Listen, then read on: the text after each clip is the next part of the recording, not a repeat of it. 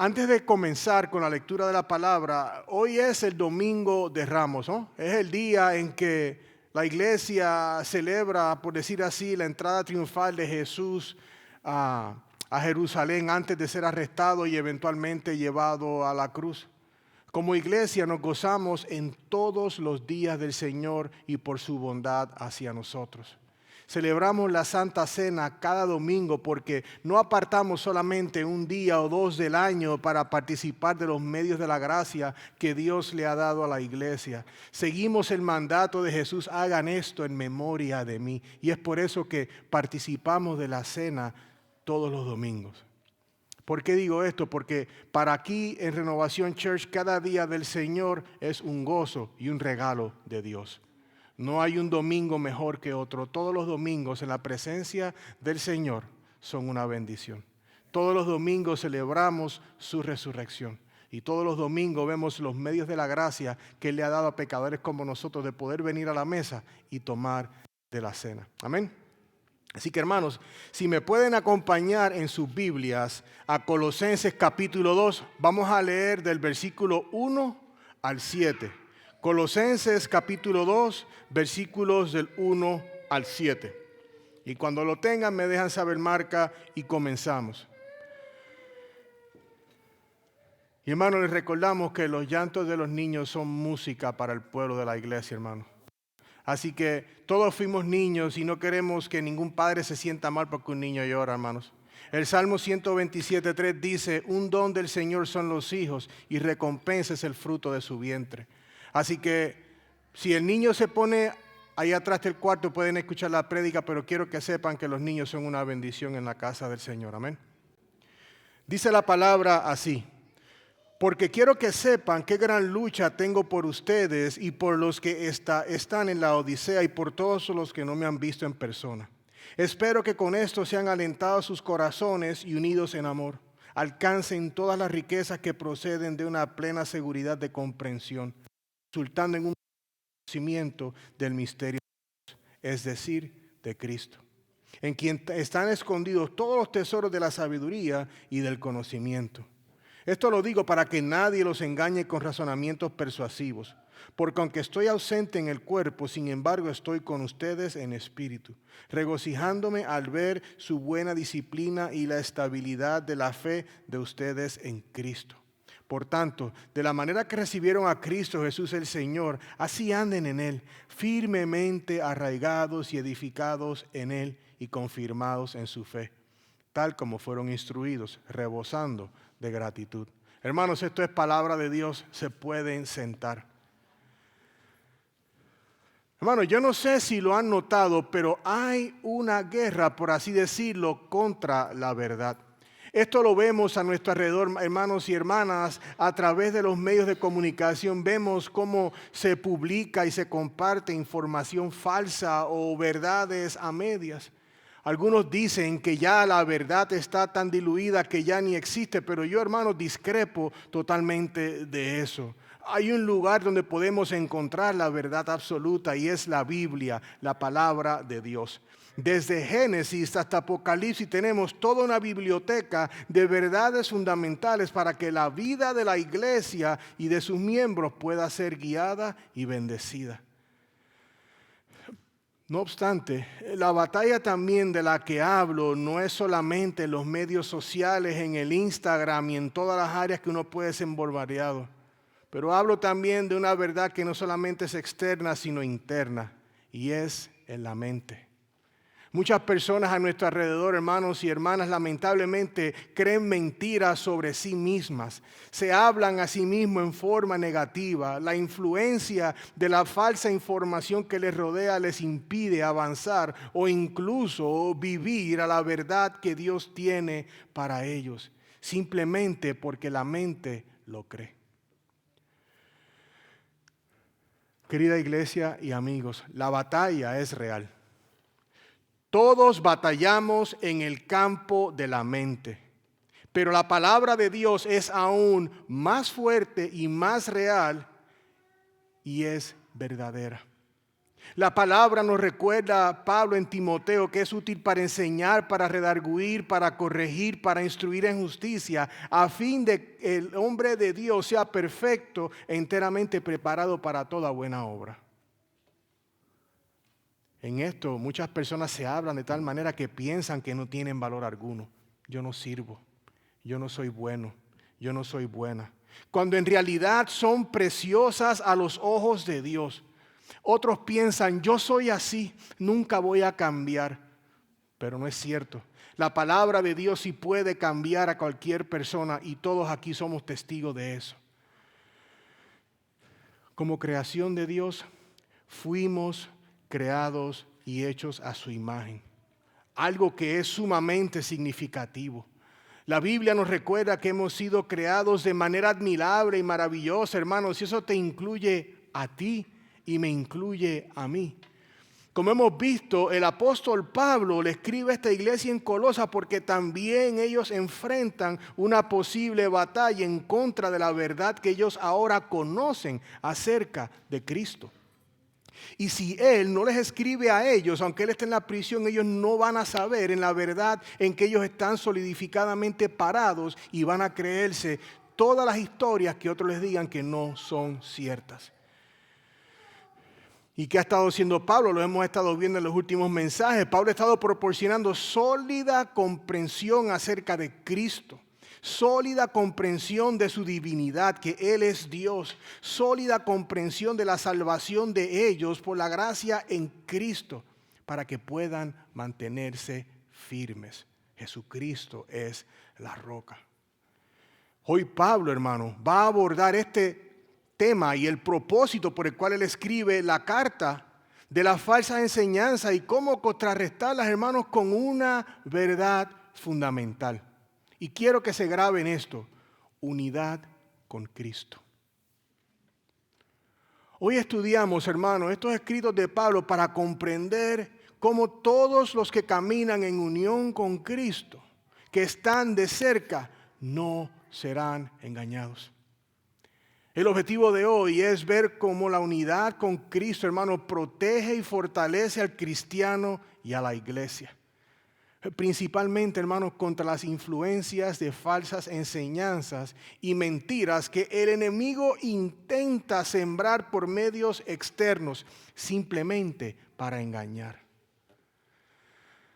Entonces, ¿cómo vamos a abordar esto hoy? Bueno, vamos a ver esto de la siguiente manera. Tenemos 3 paradas diferentes en el día de hoy. La primera es la declaración de Pablo a la iglesia en los versículos del 1 al 3. Nuestra segunda parada del día de hoy es la advertencia de Pablo a la iglesia, versículos del 4 al 5. Y nuestra tercera parada es la exhortación de Pablo a la iglesia, versículos del 6 al 7. Hermanos, esta es la verdad absoluta que quiero que te lleves contigo hoy y la vayas pensando conforme voy predicando. Jesús es suficiente y Él es todo lo que necesitas para vivir una vida piadosa. He titulado el mensaje de hoy: un fundamento firme en un mundo quebrantado.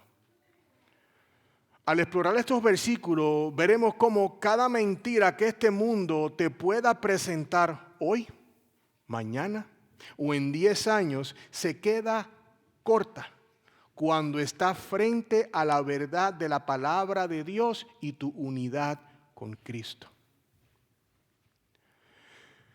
Ahora comencemos con nuestro primer punto, hermanos, la declaración de Pablo a la iglesia. ¿Qué es lo que Pablo está diciendo en este primer verso? Y escuchemos nuevamente cómo él dice, porque él dice: porque quiero que sepan qué gran lucha tengo por ustedes y por todos los que están en la Odisea y por todos los que no me han visto en persona.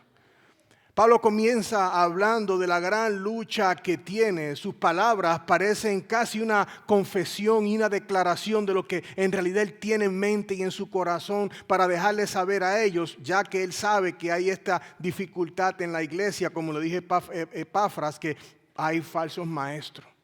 Y miren cómo él dice, qué gran lucha tengo. Y esta palabra en el idioma original que esto fue escrito es conflicto. Pablo tiene un conflicto y el conflicto de Pablo es que él no ha conocido a la iglesia de Colosas ni a la iglesia en la Odisea, que está como unas 9 o 10 millas cerca de la de Colosas. Él básicamente y literalmente no ha estado, dice la palabra, literalmente no ha estado cara a cara o frente a frente con ellos. Y sabemos que Pablo tiene un corazón pastoral, lo podemos ver en la manera que él escribe, el amor que él expresa. Y no hay nada más que él no hubiese querido estar ahí presente con ellos y dejarles saber todas estas verdades. Pero él las escribió estando él obviamente en la cárcel. Y si fuéramos a tomar una fotografía a tipo close-up del corazón de Pablo, quizás él estaría queriendo decirles esto a ellos. No saben cuánto deseo estar frente a ustedes y decirles todos lo que les he escrito. Me encantaría llevarte esto para que tú entiendas cómo me siento por ti. Entonces, con ese corazón pastoral de Pablo, él ahora se dispone a animar a esta iglesia en el versículo 2, en la primera porción. Mire cómo dice: espero que con esto sean alentados sus corazones y unidos en amor. Este verso merece que lo trabajemos por partes y luego darle el mensaje unificado de lo que esto quiere decir. Porque él le dice, espero que con esto sean alentados sus corazones. Con estas palabras, Pablo muestra un tono de esperanza y de expectativa hacia los colosenses. En este verso, Pablo presenta estas dos características, las cuales, hermanos, aterrizarán en una verdad muy importante. Él dice esto porque esto es un pueblo que sabemos, una iglesia que ellos están en Cristo, ellos conocen estas verdades y él les está hablando encarecidamente a este pueblo de Dios en la iglesia de Colosas. Él les dice, espero que con esto sean alentados sus corazones. Que sean alentados, o sea, que sean motivados. Él quiere motivarlos, él les comunica esto porque él tiene esperanza, hermano, que esta iglesia en Colosas esté profundamente motivada por la verdad del evangelio de Jesús y las palabras que él le va a compartir. No hay nada más motivador para el pueblo de Dios que escuchar el evangelio una y otra vez, porque nos recuerda dónde estábamos y por causa de quién hemos sido sacados y en dónde estamos. Entonces el propósito de Pablo para motivar a la iglesia, hermano, va más allá de que simplemente hacerlos sentir bien superficialmente. Él tiene un deseo de llegar al corazón de su pueblo. Él dice, espero que con esto sean alentados sus corazones. Y les recuerdo, hermanos, que el aliento en el corazón que él está diciendo lo podemos ver de esta manera. El corazón es el centro de las emociones de las personas. Proverbios mismo nos recuerda en Proverbios 4:23 que del corazón brotan los manantiales de la vida. Hermano, el corazón debe ser animado con la verdad del evangelio una y otra vez. Y eso es lo que Pablo está exactamente haciendo aquí. Él le dice ahora, unidos en amor. Vale la pena que miremos esta también porque uno dice, pero ¿y por qué él está poniendo ahora el tema del amor? ¿Cómo todo esto junta? Bueno, la intención de Pablo con esto es clave porque esta expresión aquí significa entretejidos. En inglés es knit together, tan como que entrelazados. Pablo está proporcionando la imagen de estar tan cercanos el unos al otro en el amor de Cristo como si estuvieran tejidos así de cerca. Ahora, usted dirá, ok, como dicen los niños en Spelling Bee, give me that in a better sentence. ¿Cómo se ve esto? Si me puedes poner esta ahí atrás. Así se ve, eso es un tapiz. Y la representación de esa unidos en amor es como un tapiz que está entretejido. Estamos viendo cómo cada uno de esos hilos están bien unidos para formar ese tapiz. Esa es la imagen de la unidad en amor que tiene que tener la iglesia porque están fundamentadas en el evangelio. La idea principal que Pablo nos comparte, hermano, con esta primera parte del versículo 2 es la siguiente. Una iglesia debe estar unida en el amor de Cristo.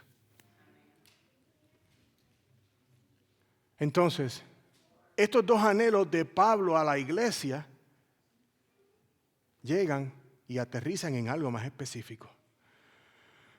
Él dice, para que alcancen todas las riquezas que proceden de una plena seguridad de comprensión, resaltando en un verdadero conocimiento del misterio de Dios, es decir, de Cristo.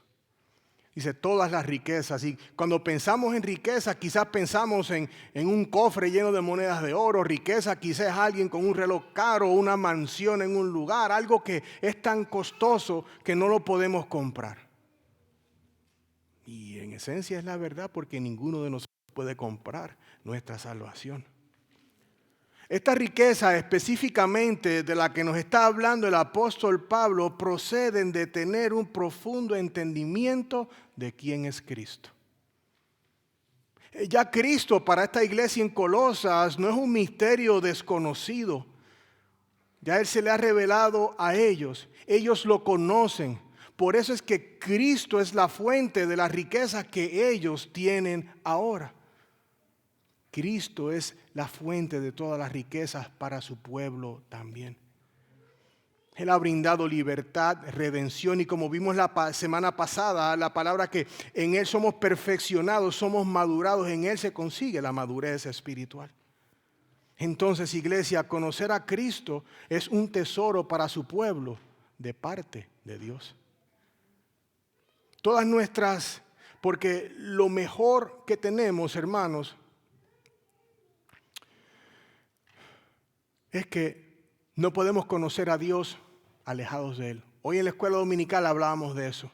No podemos conocer a Dios fuera de donde Él está. Por lo que el mejor lugar para conocer a Cristo no es pasando horas en Facebook,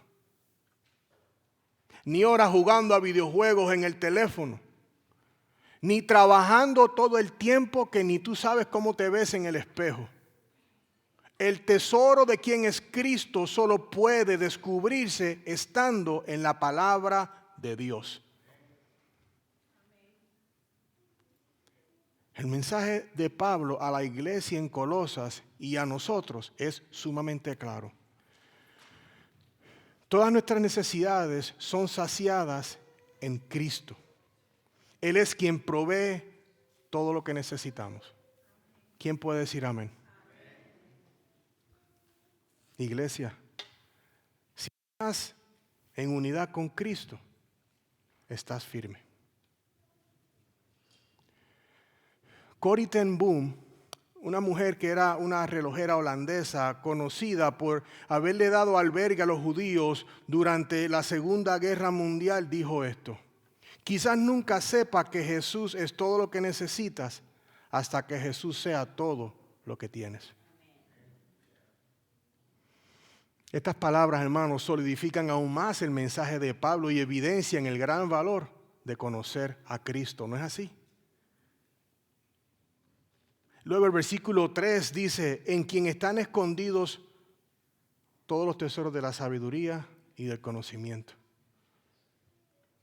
Pablo añade aún más peso a la razón por la cual hay un gran valor en Cristo. Ya no es solamente que es un gran valor el conocerlo a Él. Porque lamentablemente muchos conocen a Cristo y viven igual, sino que también se encuentran en Él todos los tesoros de la sabiduría y del conocimiento. No en ChatGPT, no en Google, todos los tesoros de la sabiduría y el conocimiento se encuentran ¿en quién? En Cristo. Iglesia, ¿escucharon eso? Pablo no dijo algunos tesoros se encuentran en Cristo. Él dijo todos, all treasures de la sabiduría y del conocimiento. Este lenguaje también nos recuerda a la literatura sapiensal de los proverbios que dice, porque el Señor da sabiduría, de su boca vienen el conocimiento y la inteligencia. Proverbios 2:6. Iglesia, la sabiduría no proviene de tener múltiples títulos académicos o leer muchos libros diariamente o mensualmente. La verdadera sabiduría viene de parte de Dios y de conocer a Cristo. Y no es conocerlo como, sí, yo sé de Él. Para conocerlo hay que pasar tiempo con Él. Escuchen bien, la razón por la cual Pablo le está diciendo esto a la iglesia es porque él sabía que la sabiduría de los falsos maestros de la época, ellos creían en filosofía, en vanas ideologías humanas como su fuente de sabiduría y conocimiento. Entonces cuando Pablo dice que toda la sabiduría se encuentra en Cristo, él les estaba destruyendo el mundo a estos falsos maestros. Y lo que él está haciendo es equipando a esta iglesia para que cuando alguna de esas personas venga a traerle falsedad, ellos van a estar sólidamente parados en la roca porque conocen a Cristo.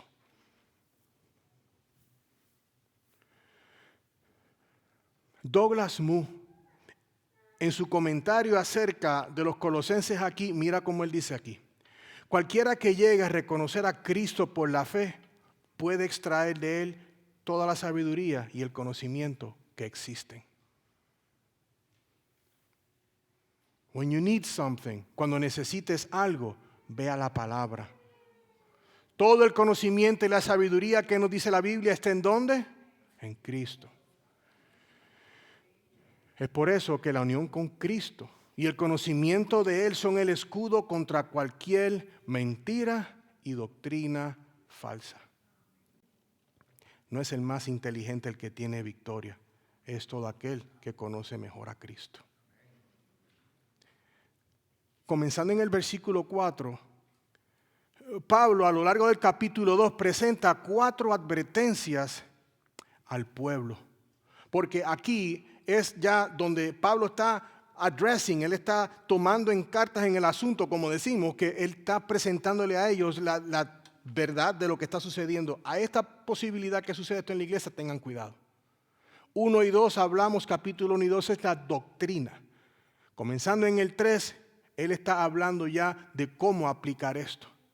Y para que lo tengan en apunte, en el capítulo 2, versículo 4, versículo 8, versículo 16 y 18 son los 4 avisos que tiene Pablo a la iglesia. Pero ahorita vamos a ver el del versículo 4. Ahora en nuestro segundo punto, hermanos, vamos a escuchar la advertencia de Pablo a la iglesia por los falsos maestros. Mira cómo se escucha esta advertencia en el versículo 4. Esto lo digo para que nadie los engañe con razonamientos persuasivos. Hermanos, por favor, digan conmigo ahorita, no lo hago, pero digan que nadie los engañe. Eso es lo que yo quiero para ustedes, que nadie los engañe. Esta expresión de Pablo es una frase definitiva para que nadie los engañe. La palabra engaño en el contexto original, el cual Pablo utilizó cuando él escribió esto, comunica algo que va contrario a razonar con la verdad. Piensa en eso un segundo. Razonar contrario a la verdad es razonar con algo que no es cierto, algo que es engañoso, algo que no es bueno. Cuando alguien está enseñando una doctrina que es ajena a la Biblia, te están llevando a pensar en algo que va contrario con la verdad.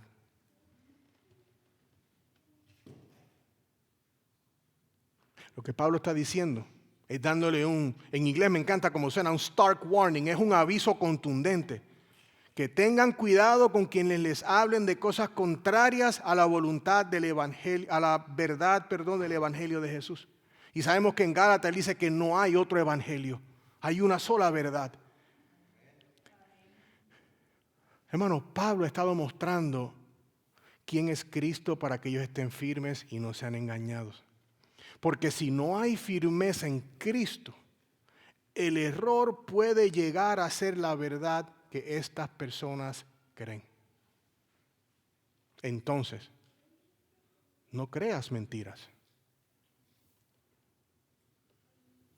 Iglesia, cuando una persona no está firme ni convencida de su fe en el evangelio y después empieza a mirar a todos los profetas y apóstoles de Facebook y TikTok, lo más probable es que pongan su fe en una mentira porque no tienen un lugar sólido en donde establecerse. Y es por eso que es importante la unidad con Cristo. Pablo está hablando de la falsedad que estos maestros pueden traer. Pero ¿qué tal de las mentiras que inclusive muchos cristianos se creen y se dicen ellos mismos, a veces a ellos mismos? Que va en contra de lo que la palabra de Dios dice. Es por eso que al comienzo del sermón hice alusión a qué mentiras te estás creyendo que tu mente te dice. Hermano, los otros días estaba en un almuerzo con diferentes pastores y un señor de casi 70 años lleva predicando más tiempo que yo llevo vivo, yo creo. Y hay mentiras que él le pide a Dios que su mente no se crea a él acerca de él. El enemigo es astuto. Algunas personas, incluidos cristianos, como les digo, por ejemplo, pueden creer que nadie los ama. Nadie me quiere. Nadie me quiere. Cuando la Biblia dice lo contrario, nos dice, porque de tal manera amó Dios al mundo que dio a su Hijo unigénito. ¿O qué tal de otras personas y otros cristianos que son demasiado confiados en ellos mismos y creen que ellos son todo lo que necesitan? Ellos piensan que ellos son la plataforma donde todo edificio tiene que ser hecho. Si no está eso, no funciona. Se dicen a sí mismos, yo soy lo suficientemente bueno e astuto para poder hacer lo que sea y a mí nadie me engaña. ¿Quién me puede enseñar a mí si yo estoy bien estudiado? Escuchen bien esto, ambas son mentiras. Todos estamos en constante crecimiento. Todos necesitamos a Cristo y necesitamos tener esa unidad con Él y extraer la verdad del tesoro de la palabra de Dios. Es por eso que Pablo en los versos anteriores les dice que es importante tener un conocimiento profundo de Cristo para que no te cojan de tonto y para que no te creas las mentiras. Hermanos y hermanas, es importante que la Biblia no sea algo que tienes en tu casa, en la gaveta o en la mochila. La Biblia tiene que ser y es el tesoro en el que Dios forma a su pueblo y en donde tiene comunión con Él. Luego en la segunda porción del versículo 4, Él dice que nadie los engañe con razonamientos persuasivos. Están viendo cómo Pablo los está llevando a través de esta carta. En la segunda parte de este verso, Pablo coloca la lupa sobre el trabajo de los engañadores. Dicen que son persuasivos, es decir, convincentes. Son como un buen vendedor. Lo que pasa es que ser persuasivo no es el problema, pero si traes un mal mensaje, ahí se acabó la situación positiva. Los falsos maestros son persuasivos en un sentido negativo. Usan la Biblia, hermanos, de forma inapropiada para decir lo que quieren y ellos llevarse la gloria, cuando la gloria le pertenece a Dios. Y lo que hacen eventualmente es llevar a las personas que lo escuchan a un error. Y es lamentable, pero muchas personas han creído un evangelio que no es un evangelio y vivirán 100 años de vida pensando que van al cielo y donde están es en otro lugar.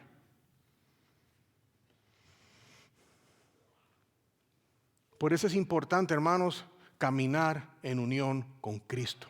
Conocerlo bien para que no seas persuadido por la mentira de nadie. Es por eso que Pablo le dice a ellos, oye, tienes que entender esta verdad, porque cuando ellos vengan, porque ellos te van a persuadir con lo que no es verdad, tienes que estar en unidad y solidez en Cristo, porque vas a creer cualquier cuento chino que te digan. Entonces, hermanos y hermanas, no solamente es que no creas las mentiras que otros te puedan decir, o tú ves en el TikTok, no voy a ver esto, en el Facebook y le das para afuera para no verlo. Pero yo te pido que consideres esto, no te creas las mentiras que tú mismo te dices a ti mismo de ti. En lugar de creer mentiras, toma tiempo, llénate diariamente de la verdad de la palabra de Dios. Ahora quiero que todos presten atención conmigo al versículo 5. Pablo usa un lenguaje hermoso aquí para resaltar la verdad de la estabilidad que conseguimos solamente en Cristo. Mire cómo él dice: porque aunque estoy ausente en el cuerpo, sin embargo estoy con ustedes en espíritu, regocijándome al ver su buena disciplina y la estabilidad de la fe en ustedes. Pablo hace dos cosas en este versículo. Admite que no puede estar con ellos, obviamente, porque está en prisión. También les recuerda que la unidad de él con ellos en Cristo es a través del Espíritu, la esperanza de gloria. Dice que reside en ellos la esperanza de gloria. Pablo también habló de esta verdad, hermanos, de la unión en el Espíritu en Efesios 4:3. Cuando él les dice lo siguiente: esforzándose por perseverar la unidad del Espíritu en el vínculo de la paz. En Cristo estamos unidos, hermanos, a través de su Espíritu. Ahora, esto es lo que quiero mostrarle. Pablo está animando a la iglesia a decirles que se regocija al ver su buena disciplina y estabilidad de la fe de ustedes en Cristo. Estas dos palabras aquí, estas dos frases son términos militares usados en la antigua Grecia y ellos hacen referencia a la formación de soldados. Imagínense un ejército, la formación de soldados.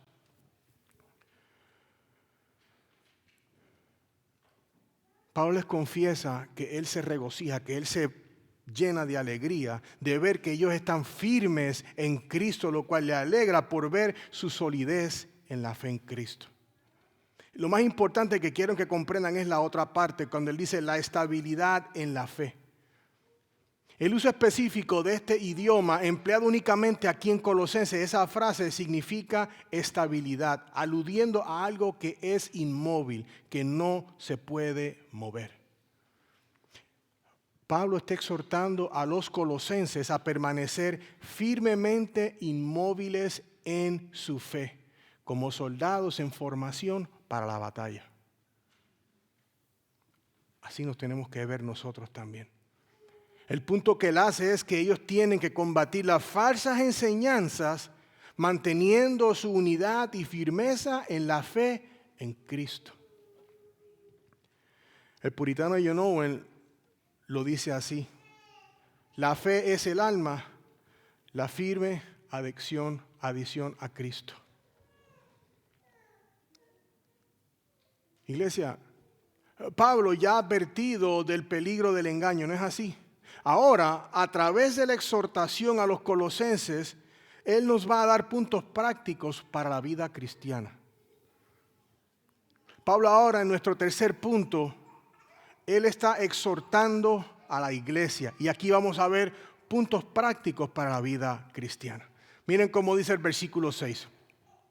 Por tanto, de la manera que recibieron a Cristo Jesús el Señor, así anden en Él. ¿Qué quiere decir Pablo con esta afirmación? Comencemos con ver más de cerca la primera parte de este verso, porque él dice, por tanto.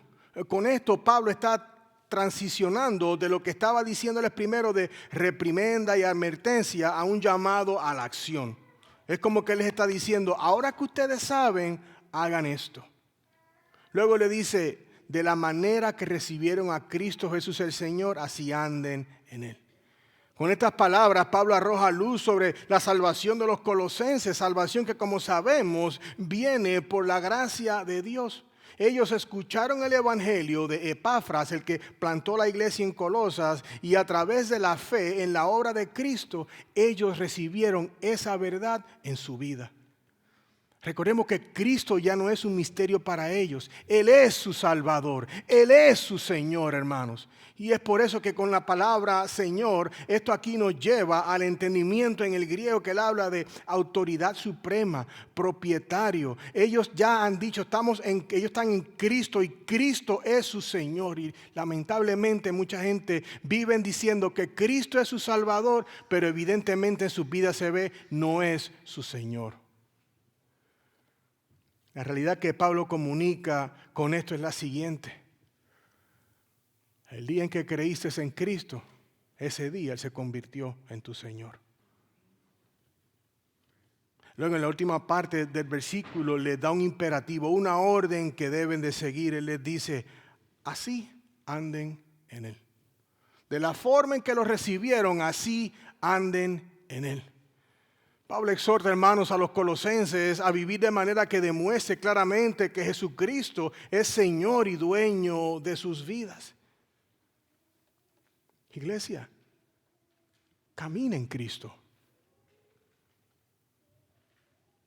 Pablo ya les había compartido en Colosenses 1:10 su oración por ellos, para que caminaran de cerca con Cristo. Miren cómo les había dicho, para que anden como es digno del Señor, o sea, para que vivan como es digno del Señor, haciendo en todo lo que le agrada, dando fruto en toda buena obra y creciendo en el conocimiento de Dios. Y la pregunta que nos puede venir a la mente es cómo se aplica esto en nuestra vida, cómo esto mañana es diferente. Como les mencioné al principio, a partir del capítulo 3, Pablo comienza a darle aplicaciones prácticas a la iglesia para la vida cristiana. No obstante, en este verso, con el imperativo anden, él los está llamando a enfocarse en algo específico. Este llamado de Pablo a la iglesia para combatir a los falsos maestros está diciendo lo siguiente: vive tu vida sabiendo que Cristo es tu Señor. Y te pregunto, ¿vives así? Porque esto es un camino al autoexamen. Si tenemos unidad con Cristo, no estamos hablando de perfección, pero tiene que haber fruto. ¿Vives de una manera que demuestra que Cristo es tu Señor? ¿Es Cristo el Señor de tus pensamientos? ¿Es Cristo el Señor de tu pureza si todavía estás soltero o soltera? El enfoque de Pablo en el versículo 6 es doble: enfatizar el señorío de Cristo sobre la iglesia y la firme vida cristiana en Cristo como arma contra las falsas enseñanzas. En otras palabras, Pablo enfatiza la importancia del señorío de Cristo para una vida cristiana saludable. ¿Y no es eso lo que queremos como pueblo? ¿Una vida cristiana saludable? Porque de esa manera, todo aquel que camina en unión con Cristo, hermanos, no será engañado por falsas o mentiras contrarias a su palabra ni al Evangelio. Y miren cómo Pablo profundiza. Imagínense en un tornillo y estás atornillando más. Miren cómo el versículo 7 lo pone: firmemente arraigados y edificados en él, confirmados en su fe, tal como fueron instruidos, rebosando en gratitud. Pablo ofrece a la iglesia 3 maneras específicas de vivir la vida cristiana en la fe, tanto ellos como nosotros aquí hoy. Quiero aportar claridad a este versículo también, dividiéndolo en partes para captar mejor su mensaje central. Síganme con esto. Primero dice firmemente arraigados. Esto es lenguaje de agricultura. Esta expresión en griego, hermano, es donde provee la palabra raíz para nosotros. Pablo le dice a los colosenses que tienen que estar bien enraizados, bien sembrados. Imagínense cómo están esas raíces que a veces uno trata de sacar una planta y no se puede. Así de arraigado tiene que estar en el Señor. Luego les dice edificados, y esto es un término que se utiliza aquí en la construcción y la arquitectura y transmite el mensaje de ser construidos. ¿En dónde somos entonces edificados y construidos? En el Señor. Esto es lenguaje, hermanos, de formación. Y luego confirmados, esta expresión apunta a estar establecidos, fortificados. Esto es en lenguaje de maduración, de solidificación. Vimos en arraigados apunta a la seguridad, edificados a la formación en Cristo y confirmados a la maduración y a la solidificación. Entonces, ¿qué es lo que Pablo nos está comunicando aquí? Que la vida cristiana está fundamentada, formada y establecida ¿en quién? En Cristo. Entonces, iglesia, permanece firme en Él. Luego Pablo concluye este versículo señalando la gratitud que deben de tener por la gracia de Dios en la vida de ellos. Dice, tal como fueron instruidos rebosando de gratitud. Ellos aprendieron del Evangelio porque Epafras lo compartió. nos lleva a recordar, hay que compartir esta verdad. Ellos tienen que vivir agradecidos que ellos escucharon esta verdad y han sido salvos por esta verdad y están unidos a Cristo gracias a esa verdad que les fue compartida, lo que los tiene que llevar al agradecimiento. Escuchen bien, esta gratitud también debe de brotar de nuestros labios por haber sido salvos por la gracia. Debemos de estar, hermanos, agradecidos por la gracia de Dios. A veces pensamos que es algo que merecíamos y no es así. Es algo que por gracia se nos dio. Y las circunstancias de hoy ni las de mañana pueden cambiar nuestra unidad con Cristo. Esto me recuerda, hermano, al himno que John Newton, el comerciante de esclavos, escribió el momento luego después que él vio la gracia de Dios en su vida. Si fuera cantante lo cantaba, pero solamente lo voy a leer. Sublime gracia del Señor, que a un pecador salvó. Perdido andaba, Él me halló, su luz me rescató. Su gracia me enseñó a vencer, mis dudas disipó. Qué gozo siento en mi ser, mi vida Él cambió. Iglesia, qué precioso es saber que Cristo nos salvó. Qué precioso es comprender que la salvación viene de parte de Dios para nosotros, un pueblo rebelde que no merecía su gracia ni misericordia. Cualquiera que reconozca la gravedad de sus pecados y entiende la necesidad de Cristo puede unirse a Él solo por la fe. Su resurrección, mis queridos hermanos y hermanas, fue el cumplimiento de esa deuda. Jesús resucitó venciendo a la muerte, el pecado y la tumba, hermanos. Él logró eso por nosotros y todos los que depositan su confianza y fe en Él pueden ser salvos también. Y si ese es el caso de alguno de ustedes aquí hoy, puede ser unido a Cristo hoy por la fe, gracias a su perfecto trabajo, haber resucitado al tercer día y haber cumplido la ley a toda perfección. Hermanos y hermanas, el apóstol Pablo nos ha compartido hoy una verdad muy importante. Todo el que camina en unión con Cristo no será engañado. Él ha entretejido esta verdad a lo largo de 7 versículos. Él comenzó abriendo la ventana a la verdad sobre el valor de conocer a Cristo y de toda la sabiduría que se encuentra en ¿quién? En Cristo. Hermanos, la unión con Cristo sigue siendo la verdad que guía a su pueblo hoy. Mis queridos hermanos y hermanas, la palabra de Dios nos anima a pasar tiempo con el Señor y a llenarnos de la verdad de su palabra en nosotros. Hoy hablábamos de eso también en la escuela dominical. ¿Para qué? Para que podamos mantenernos firmes contra las falsas doctrinas y la negatividad que surgen alrededor de nosotros, pero en nuestras mentes. Iglesia, si no estamos en la palabra, vamos a andar deprimidos y depresionados con todo lo que tú le quieres llamar día a día, enojados con la mitad del mundo sin saber que el mundo no está enojado contigo. Únete a Cristo y permite que Él reprograme tu mente. Iglesia, no ignoremos esta verdad. La lucha por la verdad es cierta. Debemos estar preparados, tal como Pablo exhortó a la iglesia en Colosas. Tenemos que estar firmemente arraigados y edificados en la fe en Cristo. Quiero que grabes esto en tu mente. Si estás unido con Cristo, estás firme y no tienes que vivir engañado. Así que les hago un llamado a todos hoy. Crean que Cristo es suficiente. Deja de creer en las mentiras que dice el mundo, el pueblo y todo lo que está doom scrolling y lo que te dices tú mismo. Él está por encima de todas las cosas. Cristo es Rey. Oremos. Padre, en el nombre de Cristo Jesús, te damos toda la gloria, Padre, a ti en esta tarde. Señor, en un mundo que está tan engañado, que hay tanta competencia, Señor, por la supuesta verdad, la verdad real la encontramos en Cristo.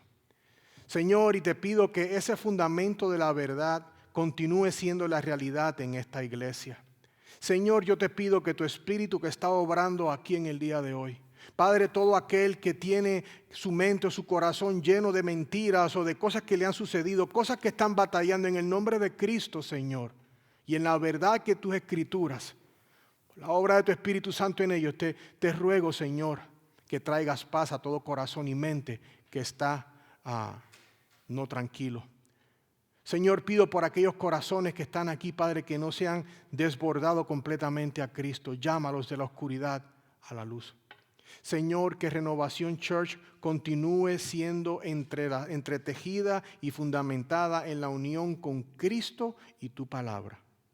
Señor, continúa edificando este pueblo para que no seamos movidos. Oramos todo esto, Señor, sabiendo, Padre, que hoy tu palabra nos ha hablado. En el nombre de Cristo Jesús te damos las gracias, Señor, y toda la gloria. Amén.